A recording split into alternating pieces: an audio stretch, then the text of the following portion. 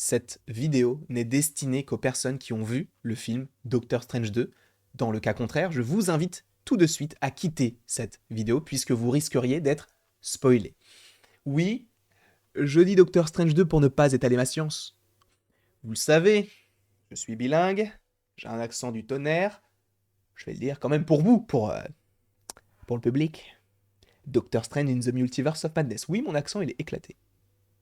J'en ai conscience, et je vais faire avec le restant de ma vie. En tout cas, j'espère que vous portez à merveille et que vous avez passé une bonne journée et que vous passerez un bon petit moment devant cette vidéo qui concernera le film Les 4 Fantastiques.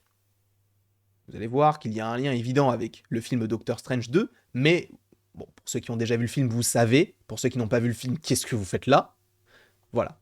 Le film Les 4 Fantastiques a donc été annoncé lors du Disney Investor Day en 2020 par Kevin Feige, où justement on avait appris que John Watts était à la réalisation. John Watts, pour rappel, Spider-Man Homecoming, Spider-Man Far From Home, Spider-Man No Way Home. Et du coup, il n'est plus à la réalisation de ce projet, donc on suppose qu'il se dirigerait plus sur une nouvelle trilogie de Spider-Man. Est-ce que vous êtes satisfait? Personnellement, non.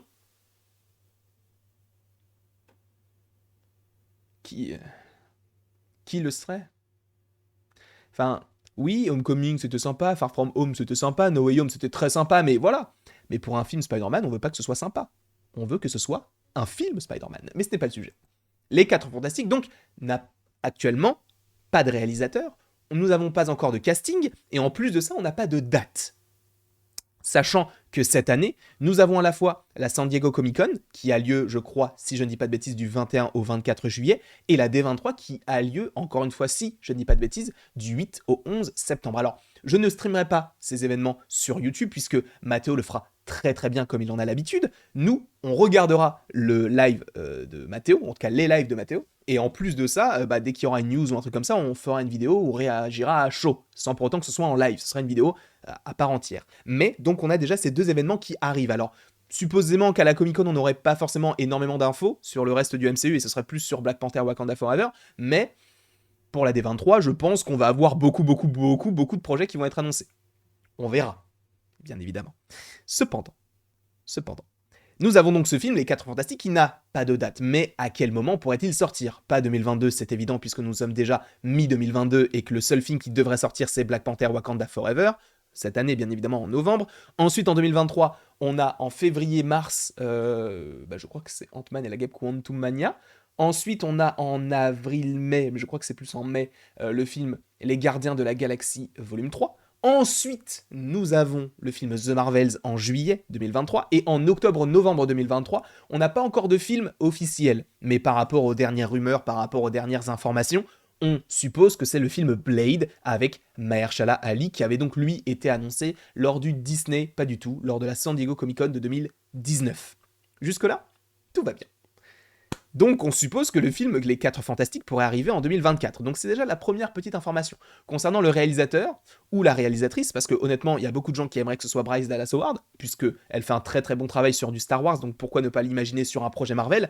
En réalité, oui, j'aimerais beaucoup, mais c'est vrai que je pense à lui. Je pense à John Krasinski qui est à la fois réalisateur et acteur. Ce mec, il a tout pour lui, c'est l'homme parfait. Dans le sens où il a commencé dans The Office, l'une des meilleures sitcoms de l'histoire des séries, premièrement. En plus de ça, il joue dans le film Doctor Strange in the Multiverse of Madness. Jusque-là, tout va bien, il joue Reed Richards. Jusque-là, encore, tout va bien. De plus, il est marié à Emily Blunt. Cette femme, elle est incroyable. Mais ce qui est assez drôle pour l'anecdote, c'est que John Krasinski a dit en interview, je l'ai vu, en parlant de Emily Blunt, je l'ai vu dans le film Le Diable s'habille en Prada, et je me suis dit, ce sera ma femme. Je suis tombé amoureux d'elle dès le début. Aujourd'hui, ils sont mariés et ils ont des enfants. Le rêve américain. Le rêve américain. Voilà, c'est tout ce que j'ai envie de dire. Cet homme, il est parfait. Il n'y a rien qui ne lui réussit pas. Et en plus de ça, je vous l'ai dit, il est réalisateur et il réalise notamment le film Sans un bruit 1, le 2 également. Le 3, je ne sais pas. Mais je sais que de toute façon, il était à la réalisation et à l'acting pour les deux premiers. C'est déjà plutôt sympathique. Donc, pourquoi ne pas l'imaginer à la réalisation du film Les 4 Fantastiques, sachant qu'il avait déjà eu rendez-vous avec Kevin Feige il y a de cela 2 ans maintenant. Alors peut-être que c'était pour une apparition en tant que Mister Fantastique dans le film Doctor Strange 2, mais le fait est que, est-ce qu'il ne pourrait pas rester le personnage dans le MCU?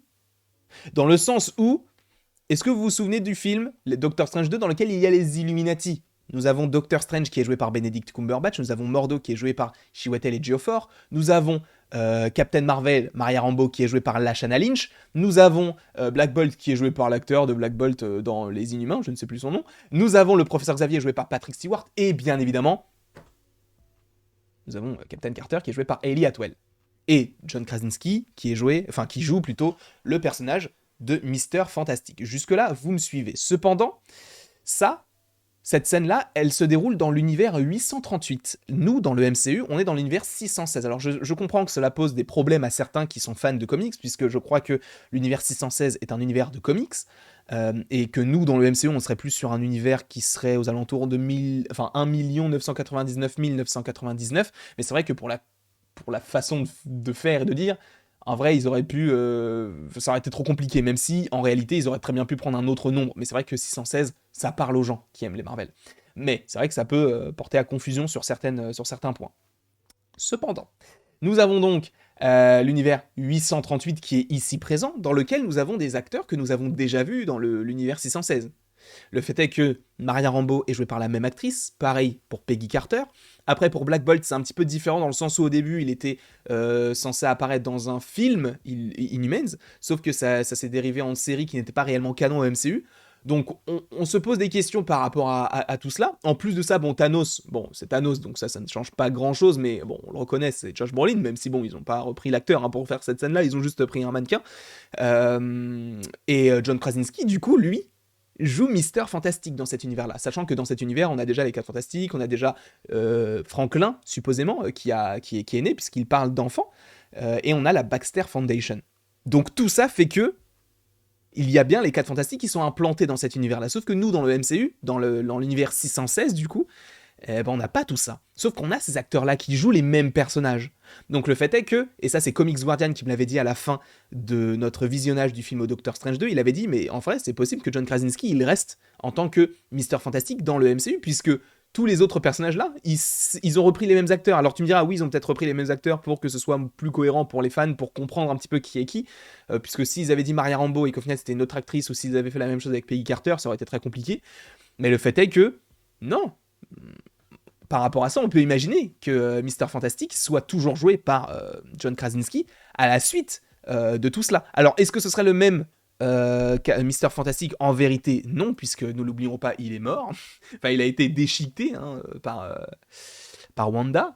Et donc, voilà, on sait qu'il est mort, on sait qu'il ne reviendra pas, en tout cas. Mais c'est vrai que le fait est que on peut se dire qu'il pourrait revenir, en fait, dans un film, et ce serait juste une autre version du personnage. Mais ce qui me fait dire que non, après évidemment ça change tout le temps, mais c'est le logo.